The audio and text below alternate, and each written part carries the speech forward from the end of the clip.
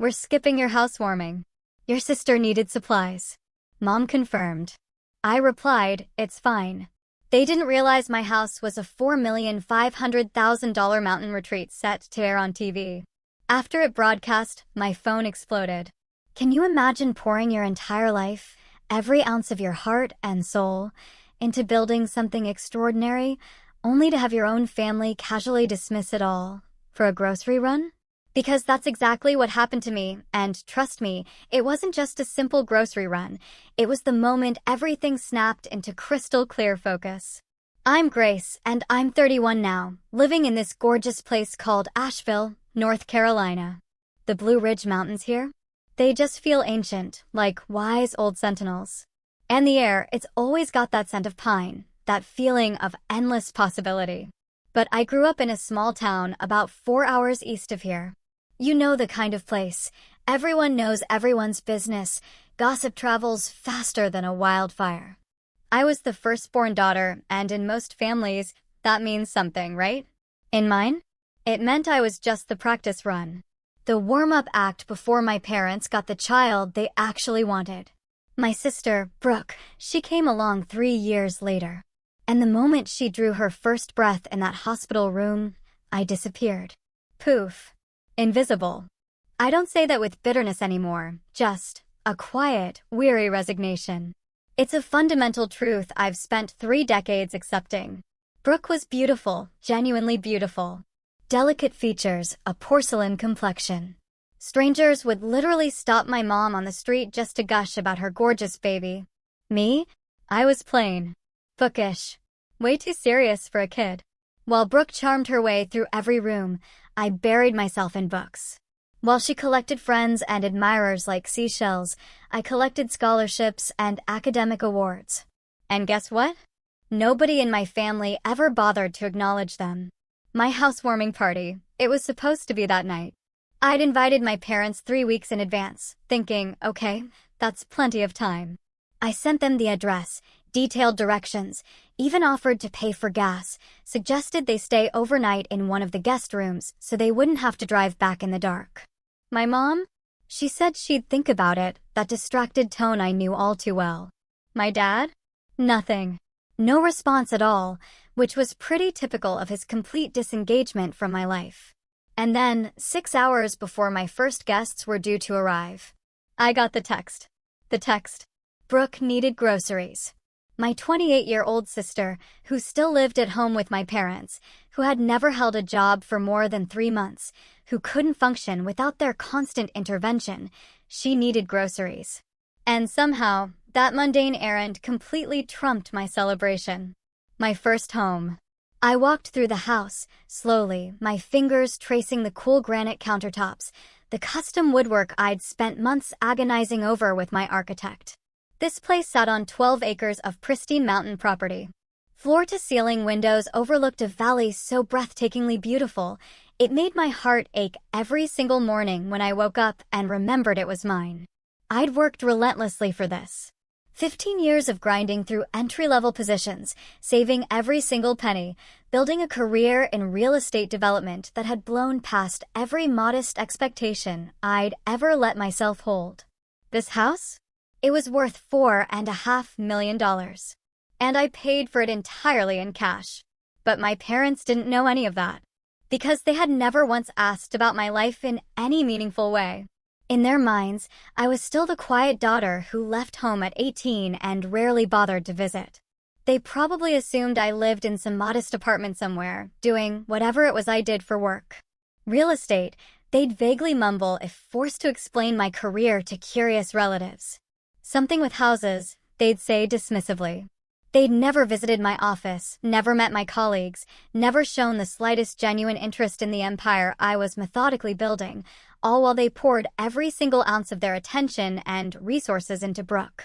The HGTV production crew had been here for 3 days already. The network was doing a special feature on luxury mountain homes in the southeast, and my property was one of 3 magnificent estates chosen. I'd actually debated for weeks about telling my parents about the upcoming episode. I pictured their shocked faces when they finally realized the true scope of what their overlooked daughter had accomplished, entirely on her own. but something deep inside me held me back. Maybe it was stubborn pride, refusing to beg for their attention anymore. Maybe it was hard-earned self-preservation after decades of disappointment. Or maybe, just maybe, I knew with bone-deep certainty that even this remarkable achievement wouldn't be enough to shift their attention away from precious Brooke for more than a fleeting moment. My best friend, Megan, arrived an hour before the party. Her arms were overflowing with gorgeous flower arrangements, her face full of barely concealed concern. We met freshman year of college, two fiercely ambitious women who refused to let anything stand in our way. She's now an incredibly successful architect with her own thriving firm, and she actually helped me design some of the custom architectural elements in this very house. Megan knew my complicated family situation better than anyone. She'd witnessed countless disappointments over our 13 years of friendship. When I silently showed her that dismissive text from my mother, she just shook her head slowly, with that bone-deep weariness of someone who'd heard this exact story too many times before. "They're not coming," she said flatly. It wasn't a question. "Brooke needs groceries," I replied, my voice carefully neutral. Megan set the elaborate flower arrangements on my kitchen island and pulled me into a tight, fierce hug that communicated everything words couldn't. "They're tremendous loss, Grace. Just look at this incredible place. Look at everything you've built completely on your own. If they can't see your worth after all these years, that's entirely a reflection of their limitations, not yours." I nodded against her shoulder, swallowing hard against the stubborn lump forming in my throat. She was absolutely right. Megan was always right about these things, with her clear-eyed perspective unclouded by the desperate need for parental approval that still plagued me, despite my best efforts. But knowing something intellectually and actually feeling it emotionally, those are two entirely different experiences. Part of me, that wounded little girl still living somewhere deep inside my adult heart, still craved their approval with embarrassing intensity. Still desperately wanted to be the daughter they celebrated and bragged about, instead of the one they perpetually forgot existed. As I watched the afternoon light turn golden through my windows, I knew the party would begin soon. Without them. I grew up in a house where love was rationed like precious wartime supplies, and Brooke always received the larger portion, no questions asked. I genuinely don't remember a single birthday celebration where she didn't find a way to make my special day about herself. When I turned 16, she threw an elaborate tantrum because she wanted the exact same chocolate cake I'd specifically requested, even though her birthday was still 3 months away. My parents gave in, of course, buying 2 identical cakes and somehow transforming my milestone birthday into a joint event she completely dominated. When I graduated high school as class valedictorian with a full academic scholarship to a prestigious university, Brooke complained loudly about having to attend the boring ceremony. We left my graduation early, before I could even take photos with my teachers or friends, so she could make it to some friend's pool party she considered far more important. College became my desperately needed escape from that suffocating dynamic. I deliberately chose a university 6 hours away, far enough that visits would be logistically difficult for everyone involved. I worked 3 separate part-time jobs simultaneously to cover expenses my generous scholarships didn't quite touch, stubbornly refusing to ask my parents for any financial help. I instinctively knew that asking would mean owing them something, and owing them anything at all would keep me permanently tethered to a family dynamic that was slowly but surely suffocating every bit of joy and self-worth out of me.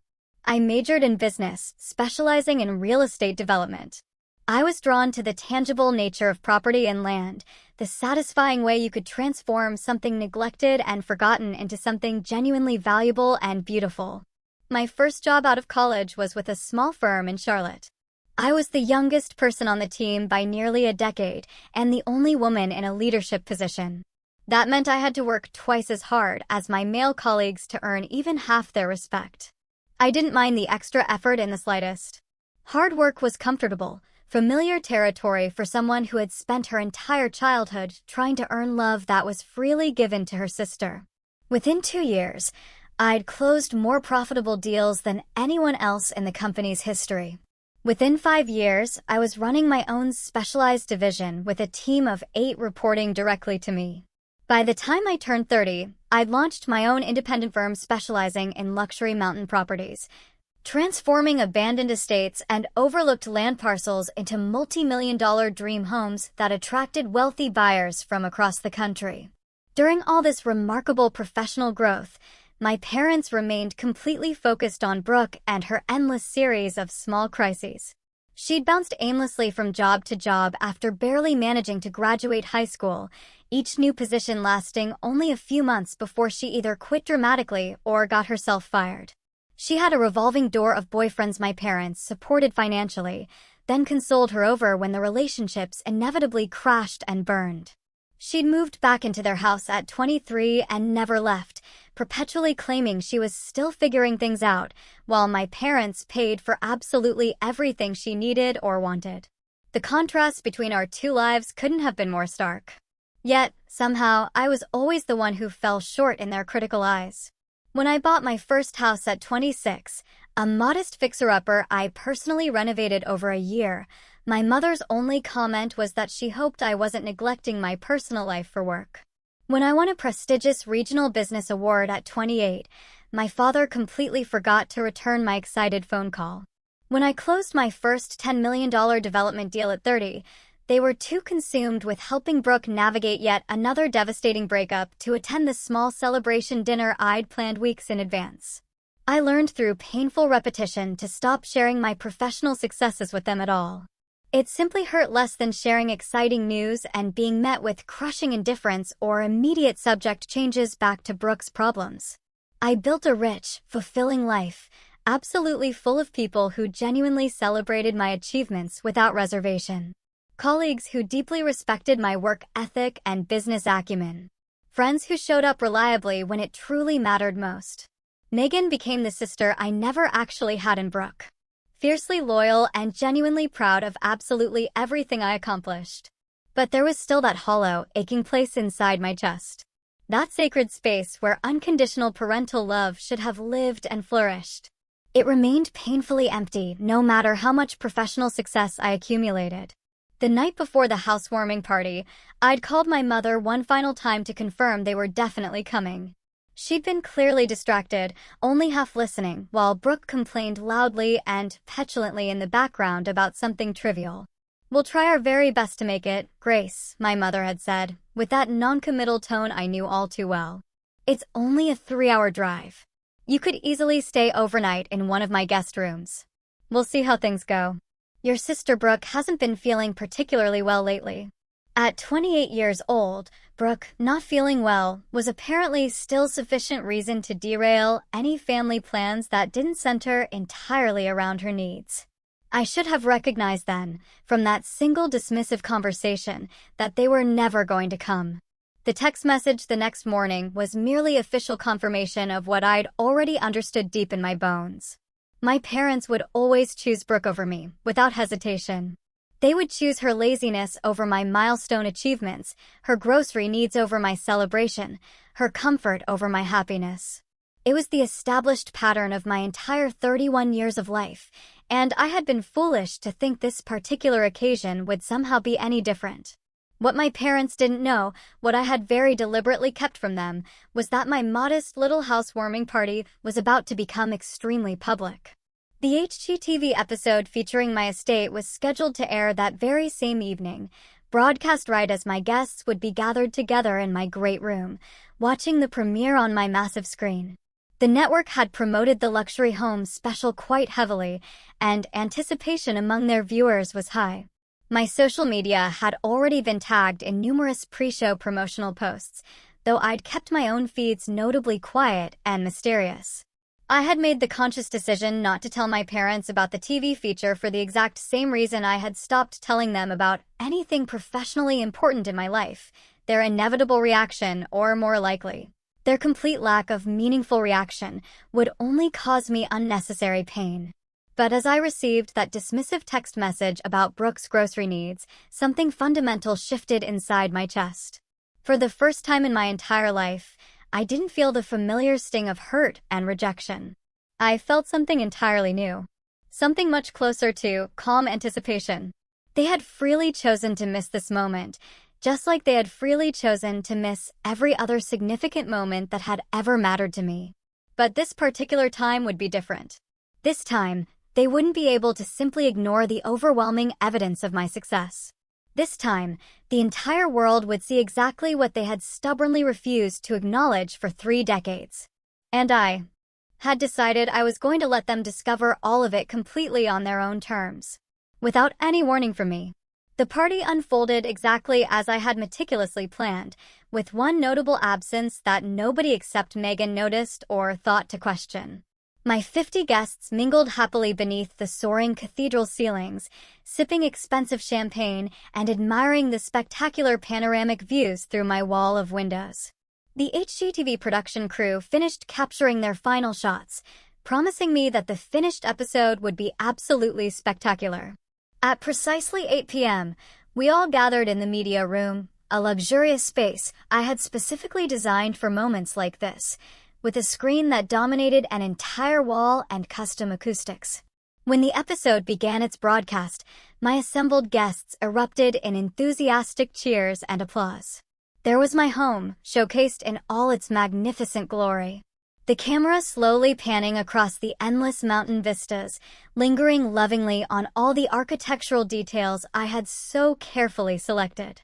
The charming host spoke knowledgeably about the property's fascinating history, its dramatic transformation from neglected estate to luxury showpiece, and the visionary developer who had brought the ambitious project to stunning fruition. Then came my personal interview segment, where I spoke passionately about my deep commitment to architectural preservation, my dedication to sustainable luxury development practices, and my fundamental belief that every truly great home should tell a meaningful story.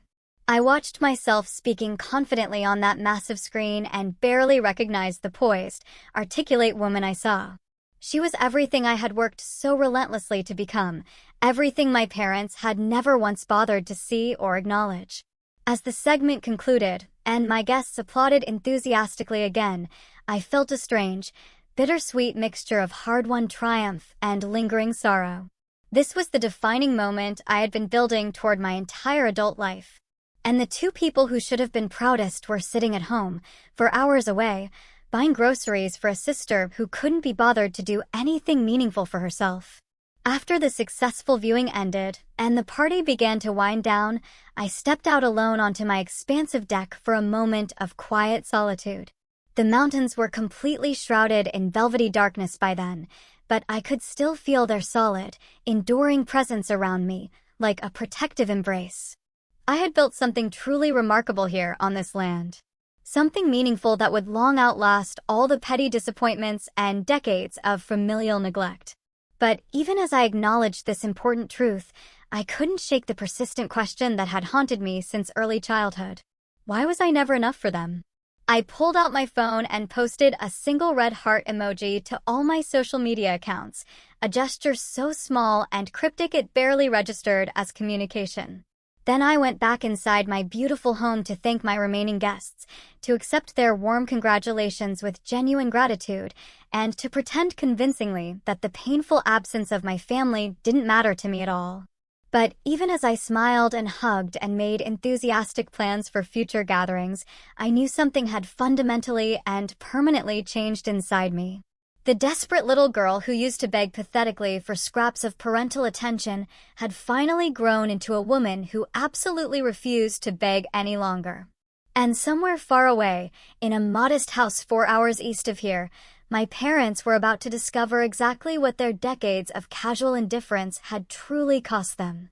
The morning after the party, I woke to a phone absolutely flooded with notifications of every possible kind. Friends, professional acquaintances, complete strangers, they had all seen the broadcast and were reaching out with enthusiastic congratulations and genuine amazement at my beautiful property. My email inbox contained serious inquiries from potential high-net-worth clients, formal requests for media interviews, and messages from other prominent developers wanting to explore collaboration opportunities. The overwhelmingly positive response was tremendous in the best possible way. A long overdue validation of everything I had worked so hard to build over 15 years. But the messages I noticed most acutely were the ones that were conspicuously absent. My parents had not called to congratulate me. My sister had not sent a single text. In the 12 hours since the episode had aired on national television, my immediate family had maintained the exact same radio silence that had always defined our dysfunctional relationship. Either they somehow hadn't seen the heavily promoted broadcast, which seemed highly unlikely given all the advanced publicity, or they had seen it and simply didn't care enough to reach out with any acknowledgement whatsoever. Both possibilities stung deeply, though I had trained myself over many years not to outwardly show how much their indifference affected me. I spent the entire morning productively fielding business calls and responding to the flood of messages. My professional life suddenly more demanding and exciting than it had ever been before. The national exposure from the HGTV special had elevated my industry profile significantly overnight, and lucrative opportunities were pouring in much faster than I could possibly process them all. By noon, I had already scheduled 3 separate meetings with potential major investors and received a preliminary offer to serve as lead consultant on a massive resort development project in Tennessee. All my years of hard work were finally paying off in ways I had only dared to dream about. Then my mother called. I stared at her name flashing on my screen for a long, uncertain moment before finally answering. Something deep in my gut told me this conversation would not be pleasant or congratulatory. But my curiosity ultimately won out over my well-developed sense of caution. "Grace, why did you not tell us about any of this?" Her voice was sharp and immediately accusatory, not warm or proud. "Tell you about what, exactly?" "About the television show. About that enormous house. We had absolutely no idea about any of it. Do you have any idea how incredibly embarrassing it was to have our neighbor Dorothy call us first thing this morning and ask if we had seen our daughter Grace on HGTV last night? We didn't even know what on earth she was talking about." I sat down slowly on my kitchen stool, carefully processing her revealing words. So, this was their reaction to my success. Not pride in my accomplishments. Not heartfelt congratulations for my achievement. Pure embarrassment that they had been publicly caught not knowing anything about their own daughter's remarkably successful life. "I invited you to the housewarming party," I said, keeping my voice deliberately even and controlled. 3 full weeks in advance. I gave you plenty of notice. You chose not to come. You never told us it was going to be broadcast on television. The party itself was not on television, Mother. The house was featured, and you would have seen everything firsthand if you had simply bothered to show up as I asked. Heavy silence stretched uncomfortably between us across the phone line. I could hear my mother breathing on the other end. Could almost physically feel her mentally searching for the angle that would somehow twist the situation into being entirely my fault, rather than hers. "Your sister is very upset about all of this," she finally said, her voice carrying that familiar defensive edge. Of course. Brooke was perpetually upset about something or other, and her feelings always took absolute precedence over mine in our family hierarchy. Why, exactly, is Brooke upset? Because you have clearly been hiding your considerable success from the entire family. She feels deeply betrayed by your secrecy. I actually laughed out loud then. A sharp, bitter sound that surprised even me with its intensity. She feels betrayed? I have been sincerely inviting you both to every single significant event in my life for well over a decade now, and you have manufactured convenient excuses to skip every single one without fail. I eventually stopped telling you about my professional accomplishments because you never cared enough to genuinely celebrate any of them with me. If anyone in this family has legitimate standing to feel betrayed, it is definitely me. That is simply not fair, Grace. We have always fully supported you in everything. Then name one specific thing you have actually supported me in. Just one. Name one graduation ceremony you actually attended in person. One award ceremony you showed up for. One professional milestone you genuinely acknowledged with any enthusiasm. I will wait here patiently for your answer. More painful silence. The heavy weight of it was almost physically unbearable. You have always been so fiercely independent, my mother said finally, her voice noticeably smaller now. You never really seemed to need us for anything. I absolutely needed you. I needed you desperately. I just eventually stopped showing that need because every single time I reached out for connection, you chose Brooke over me instead. Yesterday was supposed to be genuinely important to me, and you casually skipped it because she needed groceries. She is 28 years old, mother. She is fully capable of buying her own groceries like any other functional adult. Your sister has her own struggles that you do not understand. Her struggles are that she has never once had to genuinely try at anything because you do absolutely everything for her without question. That is not actually struggling, mother. That is being completely enabled by parents who refuse to let her grow up and face natural consequences. I heard my mother take a sharp, offended breath, and for one brief moment, I genuinely thought she might actually hear and absorb what I was saying. Then her voice hardened again, noticeably slipping back into the familiar defensive tone that always emerged automatically whenever anyone dared to criticize precious Brooke. I do not appreciate being spoken to this way by my own daughter. Your father and I have always done our absolute best for both of you girls equally. If you deliberately chose to keep your entire life secret from us, that is entirely your own choice to make. But do not dare blame us for not knowing things you stubbornly refuse to share. The call ended shortly after that exchange, with no meaningful resolution and certainly no apology offered. I sat alone in my beautiful, expensive home, completely surrounded by tangible evidence of my substantial success, and felt the familiar deep ache of being chronically misunderstood by the people who should have known me best in the world. But something felt genuinely different this time. Usually, these frustrating conversations with my mother left me feeling emotionally drained and shamefully defeated, obsessively questioning whether I was somehow at fault for our terrible relationship. Today, I felt unexpected clarity instead. My mother had clearly revealed exactly where her true priorities permanently lay. And for once in my life, I was not going to twist myself into painful knots, trying desperately to earn approval that would obviously never come. I did not call them back with an apology. I did not send a groveling text message trying to smooth things over. Instead, I focused entirely on my work, on the fulfilling life I had built completely without their help or support. If they genuinely wanted to be part of my world going forward, they certainly knew where to find me. But I was completely done chasing after people who consistently refused to meet me even halfway. 3 days later, my sister Brooke called my phone directly. She and I rarely spoke to each other without our parents mediating, our relationship having been defined almost entirely through their involvement since childhood. Her voice was immediately hostile and aggressive from her very first word. You think you are so much better than everyone else, do you not? Hello to you too, Brooke. Mom told me all about your fancy mansion, about you being featured on national television, about how you basically told her straight to her face that she was a terrible, neglectful parent. That is not even close to what I actually said. You made her cry, Grace. Our mother. Is that what you wanted to accomplish? To deliberately hurt our own mother and make her feel terrible about herself. I took a slow, deep breath, consciously reminding myself that engaging with Brooke's manufactured drama was never productive. She absolutely thrived on conflict, on positioning herself as the innocent victim in every conceivable scenario. I had watched her successfully deploy this manipulation tactic our entire lives together. I simply told her the honest truth about how I felt. If hearing the truth made her cry, maybe she should spend some time thinking carefully about why that is. God, you are so incredibly self-righteous. You always have been, ever since we were children. Just because you have money now does not automatically mean you are better than the rest of us. I have never once said, I was better than anyone, Brooke. You did not have to actually say it out loud. You have been silently communicating it your entire life with your fancy scholarships and your impressive career and your holier-than-thou attitude about everything.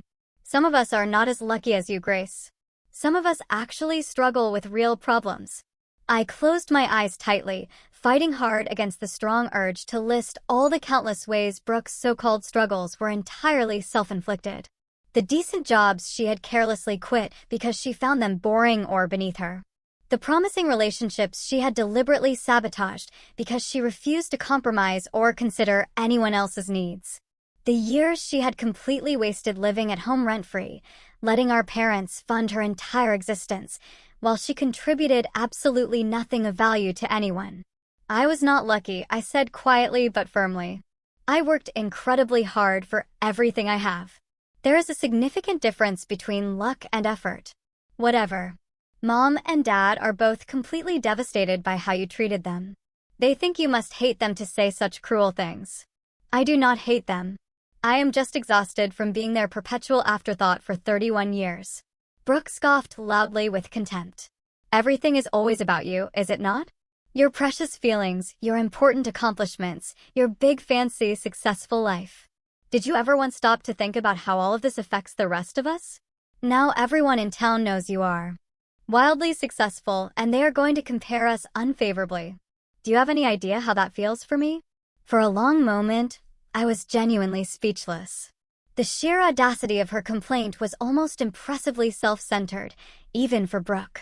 She was upset because my success made her look bad by comparison. Not because she was proud of her own sister, not because she was happy for what I had achieved through hard work, but purely because it highlighted her own complete lack of achievement or ambition. Maybe, I said slowly and deliberately, instead of being upset that I succeeded, you could use it as motivation to finally do something meaningful with your own life. The phone line went dead. She had abruptly hung up on me. I set my phone down and stared out the window at the mountains for a long time, trying to process what had just happened. My mother was crying because I had told her the truth about our family dynamics. My sister was angry because my success made her look bad. And somewhere in all of this emotional chaos, I was apparently supposed to feel guilty for working hard and building something meaningful with my life. But I did not feel guilty at all. I felt something I had not expected to feel. I felt genuinely free. The confrontation had stripped away the very last illusions I had held about my family. They were never going to celebrate me. They were never going to acknowledge my accomplishments without finding some way to make everything about themselves. My mother would always prioritize Brooke above me. My sister would always bitterly resent my success. And my father, who had not spoken a single word to me through this entire painful situation, would remain the silent absence he had always been throughout my life. For years, I had told myself that if I just achieved enough, worked hard enough, became successful enough, they would finally see me, finally appreciate me, finally love me the way parents are supposed to love their children. But the television episode had proved conclusively what I should have accepted long ago. No amount of success would ever change their fundamental perception. In their eyes, I would always be the afterthought. The difficult daughter who didn't seem to need them. The one who should be pathetically grateful for whatever scraps of attention occasionally came her way. The freedom in accepting this painful truth was both deeply liberating and quietly devastating. I no longer had to chase their approval, but I also had to let go of the hope that I might someday receive it. That hope had sustained me through years of disappointment. A tiny flame I had carefully protected, even as they repeatedly doused it with indifference. Now it was finally extinguished, and I was left standing in the darkness, trying to figure out who I was without it. 2 weeks after the episode aired, my life had returned to a semblance of normalcy. The initial overwhelming wave of attention had settled into a steady stream of excellent opportunities, and I was busier professionally than I had ever been before. But something continued to linger from those confrontations with my family, a restlessness I couldn't quite shake. I had drawn a clear line, and they had chosen not to cross it. The relationship was effectively over unless something significant changed, and I knew the change would not come from me. Then I received an unexpected message. My Aunt Patricia, my mother's older sister, reached out through social media. We hadn't spoken in years, our contact limited to occasional awkward holiday gatherings where she always seemed slightly uncomfortable around my parents. Her message was brief, but genuinely intriguing. Grace, I saw the HGTV episode. Congratulations on everything you have achieved. I have some important things I need to tell you about your family. Things that might explain a lot about why things are the way they are. Can we meet? I stared at the message for a long time, trying to decide whether I wanted to open this particular door. Patricia had always been kind to me, noticeably kinder than my own mother, though she kept her distance from family drama. If she was reaching out now, it meant something significant was on her mind. I agreed to meet her the following Saturday at a quiet cafe in Asheville. She made the 3-hour drive alone, arriving looking nervous, but clearly determined to have this conversation.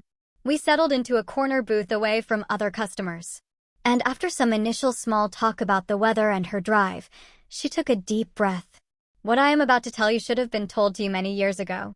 I argued with your mother about it repeatedly, but she absolutely refused to discuss it. I have carried this guilt for so long now. And when I saw you on that television show, so incredibly successful and so clearly alone in that success, I knew I could not stay silent anymore. My heart began to race. What are you talking about? Patricia looked down at her untouched coffee, gathering her thoughts carefully. Your mother and I had different fathers. You knew that already. But what you do not know is that your grandmother heavily favored me in exactly the same way your mother favors Brooke. I was the pretty one, the easy one, the one who got all the attention and praise. Your mother grew up feeling completely invisible and fundamentally unloved. She swore to herself that she would never do that to her own children, but she did exactly that to me. Yes, and the reason is complicated and painful. Patricia finally met my eyes directly. When you were born, you looked exactly like our mother.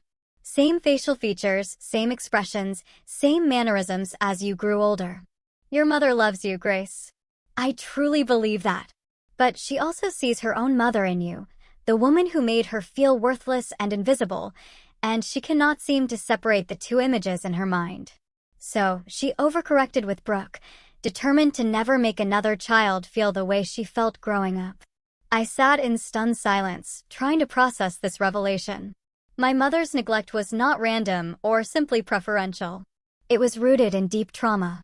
In a wound so profound she had transferred it onto her own innocent child without even realizing what she was doing. She punished me for looking like someone I never even knew, I finally said. Patricia nodded, tears forming in her eyes. I should have told you sooner. I should have fought harder when I saw what was happening. But your mother and I had our own unresolved issues, and I let that prevent me from doing the right thing. Why tell me now? Because I saw you on that television show and I saw a woman who had succeeded despite everything stacked against her. But I also saw someone who looked lonely. Someone who deserved to understand that she was never the problem. Your mother's inability to love you properly was never about you, Grace. It was always about her own broken heart. I didn't know what to do with this information. Part of me felt genuine compassion for the wounded child my mother had once been. Part of me felt rage that she had inflicted her unresolved pain on me rather than seeking professional help. And part of me felt a strange sense of validation. I hadn't imagined the disparity. I hadn't been oversensitive or ungrateful. There had been a real reason for everything, even if that reason was deeply unfair. Patricia and I talked for hours. She filled in details about our family history, about patterns of favoritism that had repeated across generations. She apologized repeatedly for her years of silence, and I found myself forgiving her, even though I wasn't entirely sure I should. By the time we parted, the sun was setting behind the mountains, painting the sky in shades of orange and pink. I drove home feeling different than I had that morning. The anger toward my family remained, but it was tempered now with understanding. My mother was not a villain. She was a damaged person who had damaged me in turn. That did not excuse her behavior, but it explained it. The question now was what to do with this knowledge. 6 months passed. The HGTV episode had launched my career into an entirely new stratosphere, and I was busier professionally than I had ever been before. Exciting new development projects filled my calendar. Speaking engagements took me to conferences across the country, and my firm had expanded to include a talented team of 12 dedicated professionals. I had made the Forbes list of top real estate developers under 40, given interviews to major national publications, and established myself as a leading voice in sustainable luxury development. Success had arrived in abundance, and it showed no signs of slowing down. Through all of this remarkable growth, my parents remained conspicuously absent. After Patricia's revelation, I had half expected my mother to reach out, to acknowledge the painful patterns that had shaped our relationship. She never did. My sister continued posting bitter subtweets on social media, never naming me directly, but clearly referencing my success with thinly veiled resentment. My father remained a ghost, as invisible in my adult life as he had been throughout my childhood. I found unexpected peace in their silence. Without the constant exhausting cycle of reaching out and being rejected, I could focus entirely on my own growth and happiness. Megan had been right all those years ago. Their inability to see my worth was a reflection of them, not me. I no longer needed their validation because I had found something more sustainable, my own belief in myself. The turning point came unexpectedly, as these things often do. A journalist named Caroline, writing a major piece on women in real estate development, requested an extensive interview. The article would appear in a prestigious national magazine, reaching an audience far larger than anything I had experienced before. I agreed, thinking it would be standard promotional material about my projects. But Caroline was interested in more than my professional achievements. She wanted to understand the person behind the success. During our conversation, I found myself sharing things I had never discussed publicly, the family dynamics that had shaped me, the isolation of growing up feeling invisible, the determination I had forged from that pain. I talked about the housewarming party and my parents' absence, about the HGTV episode they had missed, about the confrontations that followed. "It sounds like your success is a form of revenge," Caroline observed thoughtfully. I considered this. Not revenge, exactly. More like proof. Proof that their dismissal of me was wrong. Proof that I was always capable of more than they believed. The article published 2 months later, and the response was overwhelming. Women from across the country reached out, sharing similar stories. Families that had favored one child over another, parents who had never acknowledged their achievements, siblings who resented their success. I had touched a nerve I hadn't known existed, and suddenly my story was bigger than just me. My parents saw the article. This time, they couldn't avoid it because mutual acquaintances made absolutely sure they knew about it. The exposure was national, the story detailed and deeply personal. Everything I had kept private for years was now public record, and there was nowhere for them to hide from the truth of how they had treated me. My mother's call came 3 days after the article published. I almost didn't answer, but something made me pick up the phone.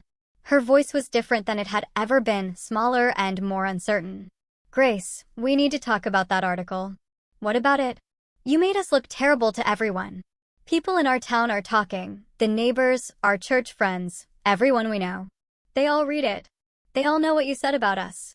I felt the old familiar pull, the instinct to apologize and smooth things over, but I pushed it firmly aside. Everything I said was completely true. You missed my housewarming for groceries. You never came to my graduations. You have always prioritized Brooke over me. I did not make you look terrible. I simply described what happened. "You do not understand how hard it was for me," my mother said, her voice cracking. "Raising 2 children, trying to do right by both of you. I know I made mistakes, but I tried my best. Your best was not good enough. And instead of acknowledging that, you are calling to complain about how the truth makes you look." Silence. Then, so quietly I almost missed it, "I am sorry." 2 words. 2 words I had waited my entire life to hear. I let them hang in the air, feeling their weight, testing whether they changed anything. They did not. An apology after 31 years, prompted only by public embarrassment, was not the reconciliation I had once dreamed of. It was damage control. "Thank you for saying that," I replied carefully. "But I need you to understand something. I am not angry anymore. I do not hate you, but I also do not trust you. You have shown me throughout my entire life where your priorities lie, and they have never been with me. One apology forced by public pressure does not change that. What do you want me to do? I want you to think about whether you actually want a relationship with me, or whether you just want to repair your reputation. Because I am not interested in being your daughter only when it is convenient or makes you look good. If you want to be part of my life, you need to show up consistently, celebrate my successes, and treat me like I matter. If you cannot do that, then please leave me alone." I ended the call feeling something I had not expected. Not triumph, not sadness, but closure. I had said what I needed to say, set boundaries I should have set years ago, and left the decision in her hands. Whatever happened next was up to her. The fallout from the article continued for weeks. My sister posted a lengthy social media response, calling me a liar and attention seeker, which only drew more attention to the original article and made her look petty and defensive. Friends of my parents reached out to me privately, confirming everything I had written and sharing their own observations about the family dynamic. The community I had grown up in was finally seeing what had been hidden in plain sight for decades. My mother attempted to rebuild the relationship, awkwardly at first. She sent birthday cards for the first time in years. She called occasionally with updates about her life, asked questions about mine. It was stilted and uncomfortable, but it was effort, and I acknowledged that, even if I couldn't fully trust it. My father remained completely silent. Some people never change, and he seemed determined to prove this truth. Brooke oscillated between hostility and distant politeness, never quite apologizing, but occasionally commenting on my social media posts with neutral emojis. It was not the family reconciliation I had once fantasized about, but it was something. A beginning, perhaps, or at least an acknowledgement that the old patterns could not continue. The final moment of clarity came a year after the housewarming party at the grand opening of my newest project. I had developed a boutique mountain resort, a sustainable luxury destination that represented everything I believed about thoughtful design and environmental responsibility. The opening event was covered by regional media, attended by industry leaders, and recognized as a significant achievement in my field. My mother came. She drove 3 hours alone, walked into the event by herself, and found me in the crowd. She didn't try to take credit or make the moment about herself. She simply hugged me, told me she was proud, and asked if I could give her a tour of the property. It was such a small gesture, but it was also everything I had ever wanted: recognition, presence. I showed her around, pointing out features I had designed, explaining my vision for the space. She listened, asked questions, and seemed genuinely interested. At the end of the tour, standing on a terrace overlooking the valley, she turned to me with tears in her eyes. "I wasted so many years," she said. "I cannot get them back, and I cannot fully explain why I did what I did, but I am here now and I want to do better." I nodded, not quite ready to fully forgive, but willing to allow the possibility. Healing would take time if it happened at all. But for the first time, I believed it might be possible. In the months that followed the article's publication, the consequences for my family continued to unfold in ways none of them had anticipated. Brooke, finally facing the reality that our parents could not shield her forever from public perception, enrolled in community college courses and began working part-time at a local bakery. It was a small step, but it was movement. And I chose to view it as progress, even if it had come from embarrassment rather than genuine growth. My mother joined a therapy group for parents dealing with family estrangement, something I learned through my Aunt Patricia. The exposure had forced her to confront patterns she had spent decades avoiding. And while I didn't know if she would truly change, the effort meant something. My father remained as distant as ever, but reports from family suggested he had become quieter, more withdrawn, as if the public accounting of his absence had finally registered somewhere in his consciousness. The community that had once seen only the polished surface of my family now understood the uncomfortable truth, and that truth carried consequences none of them had anticipated. Their reputation in our small hometown was permanently altered. Their standing in their church community questioned. Their carefully constructed image of the perfect family shattered by my honest words. The grocery run that had seemed so important that day now stood as a symbol of everything they had gotten wrong. As I stood on the deck of my mountain home one evening, watching the sun set behind the peaks in brilliant shades of orange and gold, I reflected on everything that had brought me to this moment. The revenge I had sought was never about destroying my family or exposing them for cruelty's sake.